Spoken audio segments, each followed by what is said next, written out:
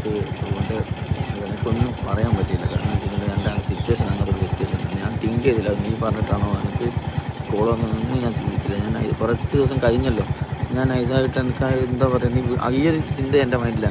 എനിക്കറിയാം ഞാൻ വേദനയോ ഒന്നും എനിക്ക് പണ്ടത്തെ കാര്യങ്ങളുകൊണ്ട് എനിക്ക് പുതിയതായിട്ടൊന്നും തലയിൽ അങ്ങനെ കയറില്ല. ഞാൻ ആ കാര്യത്തിൽ ഇങ്ങനെ ജീവിച്ചു പോവാണ്. അപ്പോൾ എനിക്ക് എന്താ പറയുക, ഒരുപാട് വേദനകളുണ്ട് മനസ്സിലാക്കി. എൻ്റെ മനസ്സിൽ ഒരുപാട് വേദനകളുണ്ട്.